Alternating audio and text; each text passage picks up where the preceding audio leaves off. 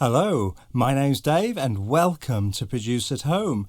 So growing up in the 80s and 90s, I used to love listening to Phil Collins. I liked his music quite a bit, but I was very young, didn't really give it the appreciation that it deserves back then. There was just so much going on back then. And I'd like to rediscover Phil Collins again. I've picked my favourite song from Phil Collins, so I've picked I Wish It Would Rain Down. I remember that being my favourite song that he did. My opinion only, obviously. I don't think he's done a bad song, to be honest. But I Wish It Would Rain Down certainly is the one that sticks in my head. And I remember when I was younger, and if I was feeling a little bit sad, a little bit down, I remember playing this song. I don't know why we do that. Why do we put sad songs on when we're sad? It's very strange, isn't it? So yeah, I've picked I Wish It Would Rain Down. And the reason I've also picked that is because it was remastered in 2016. So this is the audio only. It's the song that I'm interested in. Yes, it's great to have the videos on, but the risk of getting copyright strikes for the videos is quite high. This is an audio only version, and I want to give this a really good listening to and see if I can break it down a little bit. All right, but let's get into Phil Collins, I Wish It Would Rain Down. This is the 2016 remastered from Phil Collins' official channel. Let's get on with it.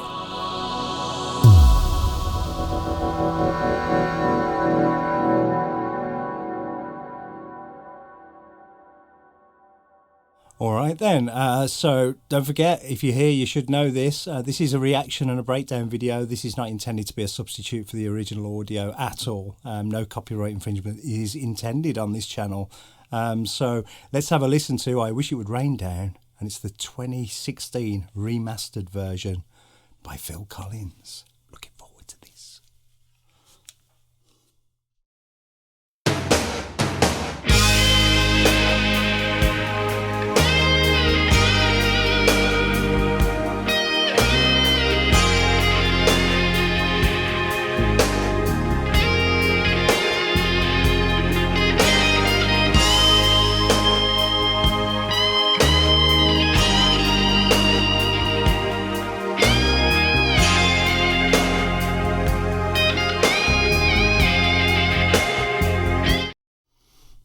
Wow, it's a good remaster, isn't it? So for those of you who don't know, that's actually Eric Clapton playing the lead guitar there. He worked with Phil Collins on this track. I think they had a chat one day and he said, yeah, why not? As they did back then. And Eric Clapton's playing on this track, and that's why it sounds, it's just so catchy and iconic. That first bit of electric guitar is just... it's masterful, isn't it? But he plays throughout this whole track, if I remember right. And I'm just picking out things that I've never heard before. So obviously the keyboards are there in the background with the strings and stuff. But the snare drum, it's got that beautiful delayed reverb on it. So it's bang, then there's a gap, and then the reverb comes back. So it's... and it just... wow, it works so well in this track.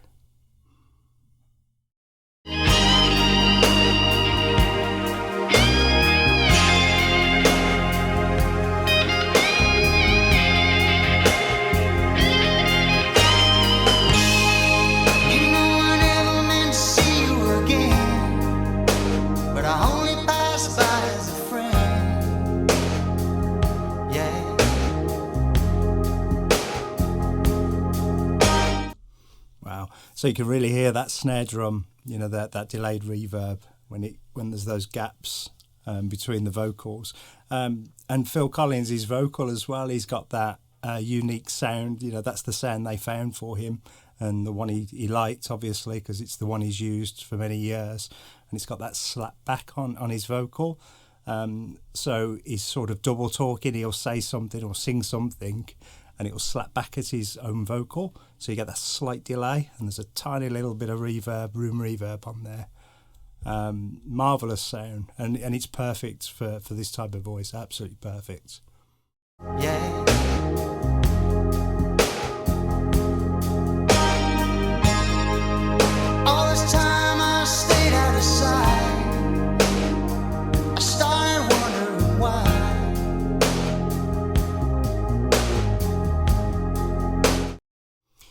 I'm just picking up the bass line. Rewind it a bit so you can have a listen. So if you listen in the gaps between the vocals, you can sort of hear the bass line a little bit better. It sounds like a synth bass, but then there's lots of bends in it, and I'm not sure if it is a synth bass or whether it's a real one going through, a synth or some sort of pedal. But it sounds very synthy, very 80s synthy. But it sounds really nice. Stayed out of sight. I started wondering why.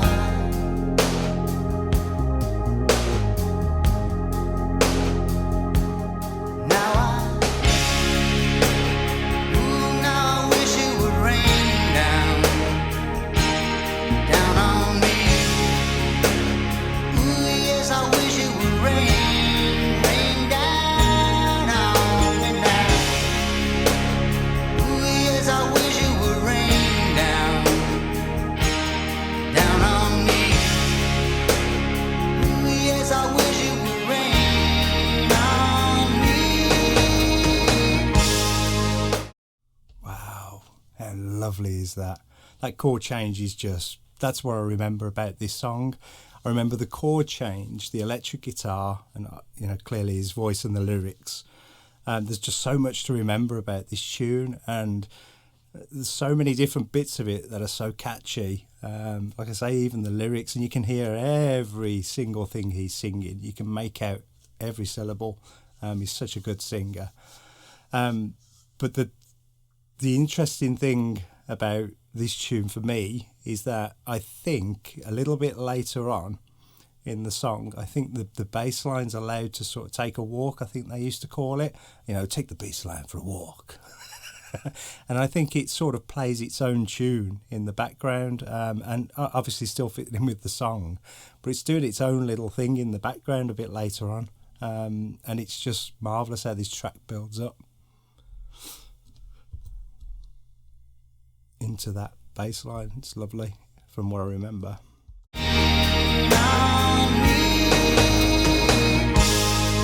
You said you didn't need me in your life. Oh, I guess you were right. Yeah. Ooh, I never meant to cause you no pain, but it looks like I did it again. Yeah. Now I know I wish it would rain down on me. Wow. I try and stop these videos in the right places. Sometimes it doesn't always work, so apologies for that. When that gospel choir comes in, it's just beautiful. I'm thinking if Phil Collins recorded this today, would he do the same? He'd make this, I think, the same song and the same structure, same singers, guitarist, everything. But the way it's mixed is very different to the way things are mixed these days. So that gospel choir is pretty much, it's not super wide like you get now. You get super wide backing vocals, don't you now? And this one's quite narrow. And also Eric Clapton's guitar there, you'd think it would be panned, a left or a right, whatever sounds right when you're mixing it. But even that guitar sounds like it's sort of pretty much mid down the middle. So there's not much trickery going on with panning, using the soundstage here. I think it's all left for the reverb that's coming back off the snare and the slap back off his voice. It's very interesting to me, though. These little details, they really interest me. Down on me. Ooh, yes, I wish it would rain down on me now. Ooh, girl, I wish it would rain down on me. Ooh, yes, I wish it would rain.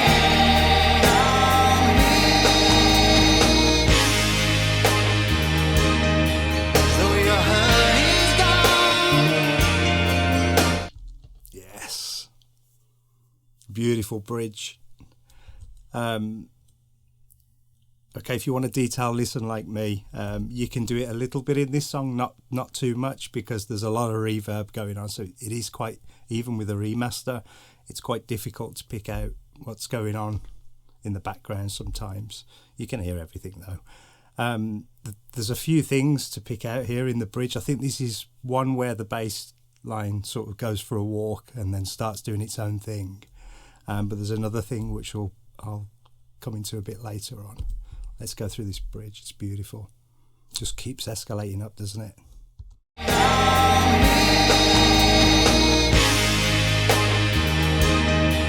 So your hurt is gone.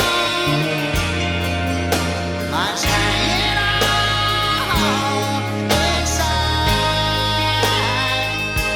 and I know we're seeing it through every night, baby. I'm just waiting on your side. Wow. It's very powerful, isn't it? Yeah, the bass hasn't gone for that walk yet. I hope I'm thinking about the right song. I might be thinking about a totally different song. I thought it was this one though, from memory. I'm going by memory though. And of course I was absolutely drunk at the time. Your side.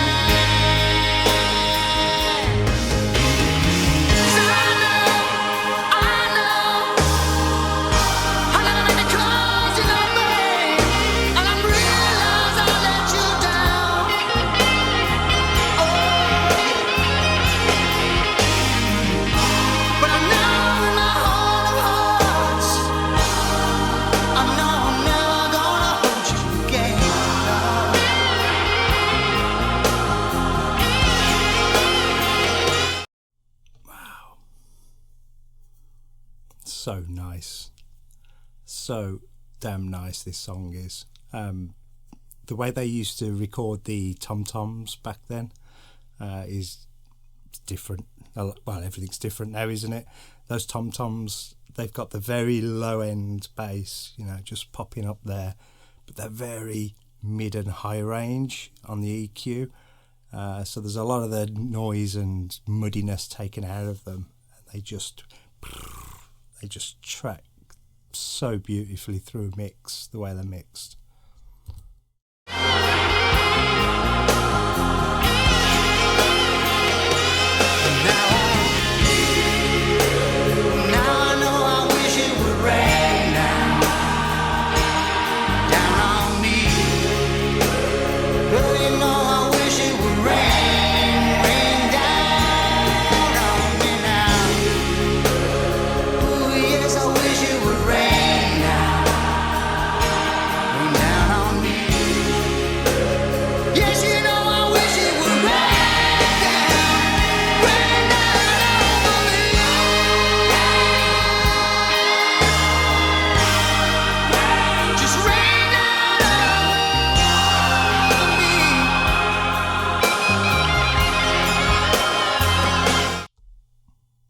Gorgeous, isn't it?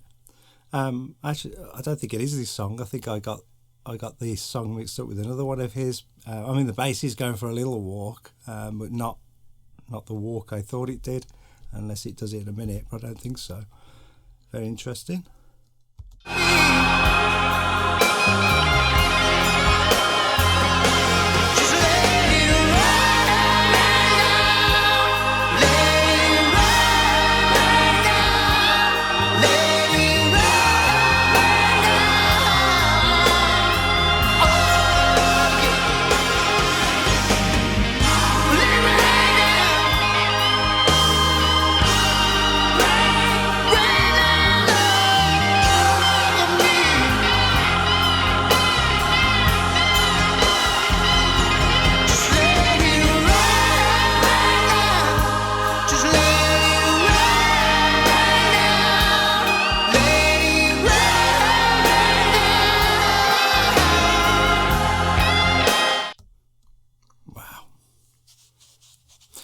Just like anguish and pain, isn't it? The way it just stays there, it builds up to that point and it just stays there for ages on that point. great songwriting, really great. This is one of them songs you don't want to end. You just want it to drop back down to the beginning again and just keep looping.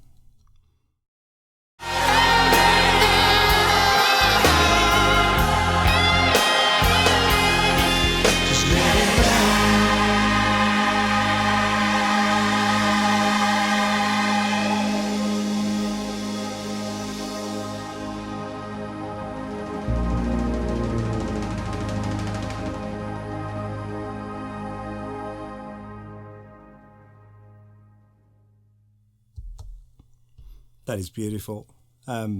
He knows how to end a song, doesn't he? So if you watch some of my other videos from, the ones I'm doing from the 80s, 90s, 70s, I always say it's really difficult to end a song. He knows how to end a song, doesn't he? You don't just fade it out like most of them do. He knew he could end it just like that.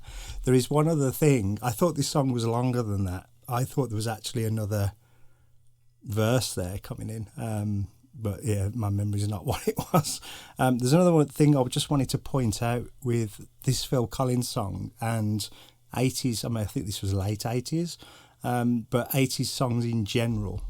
And it's a trait that's pretty much gone away now, but it exists in this song. I just wanted to point that out to you. So let me just find it. Okay, I've gone right back to the start because it's the best place to show you what I mean. I'm just going to play the first verse again, or part of the verse, and just dig into it a little bit.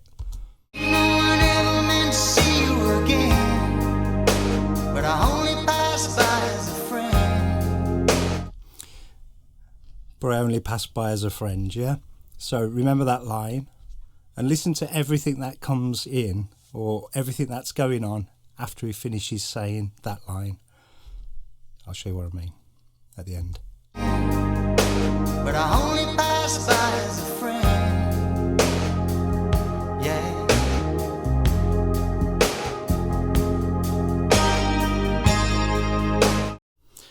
Okay, my point here is music writing back in the 80s, obviously very different to what it is today in most cases. Back in the 80s, they used to let the tracks take the time. And that gap there between Phil Collins' vocal, then there's a bit of an instrumental, and when the chords resolve back to the start, the beginning chord again, then he can come back in and start singing.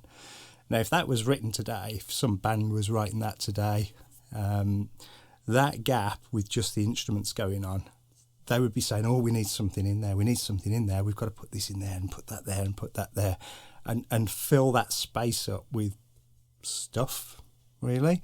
And back in the 80s, you listen to a lot of songs from the 80s, when they've sung what they need to sing and get the point across at that point, and there's still a couple of bars left to go before the chords resolve back to the beginning, they used to leave it. And that also gives you a break and gives you time to think about what they've just sung about, and to sort of get into the lyrics. And now it's just mental. Songwriting now is just, it's like a mental Hollywood movie, like, a Marvel Universe movie where you just can't keep up with what's going on. There's just so much being thrown at you. Back then, they would throw a lyric out, sing it beautifully, and then leave you a little gap, a few instruments going, and then the chord resolves back to the next vocal bit. But it gave you time to sort of think about what has just happened. And this song is a perfect example of that. Show you what I mean again. Passed by as a friend. Yeah.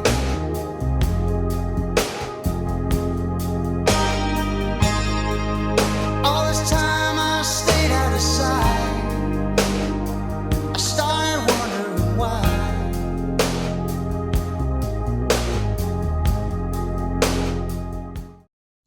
You see what I mean? And it's these little details that for me really makes music. I do like some modern music, and there's quite a bit of it actually I like, but it's interesting to know that I grew up with this stuff, listening to it on the radio, and even back then I understood why he left a gap there, between the parts of the verses.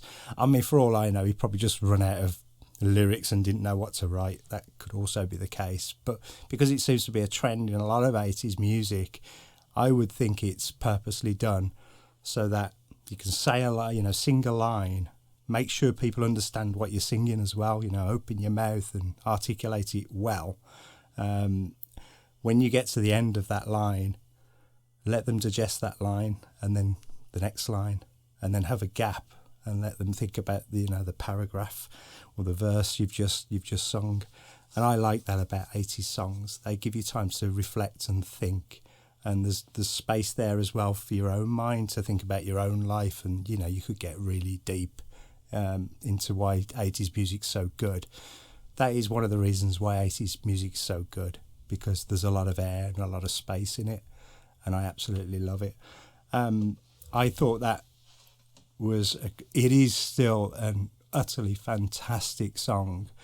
I'm going to be 100. I'm always going to be honest on this channel. If I don't like something, I'll tell you. If I like it, I'll tell you as well.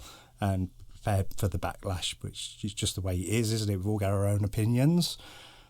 That remaster, I think, could have been done a lot better than that. And I would really like to hear that remastered again.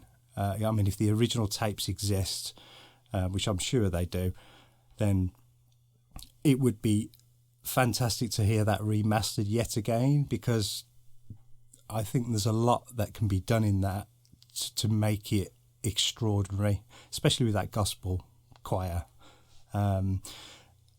Brilliant song, well performed. It sounds like it was quite well recorded, but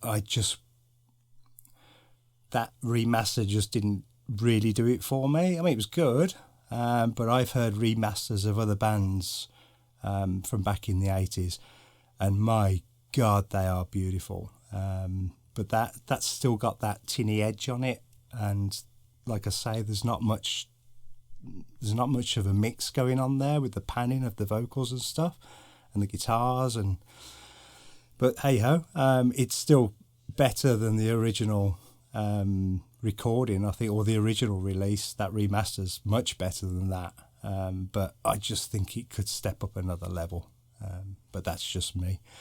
I really hope you enjoyed this one. I do like Phil Collins a lot. I think he's an extraordinary character, and I do like listening to his music, and this one's one of my favourites from his. If you like this video, then please help me out and just hit the little subscribe button. Like I say, I'm quite a new channel, I'm trying to grow it, and thank you very much for watching through with me or listening through with me, and I will see you in the next video. All right, see you soon. Bye.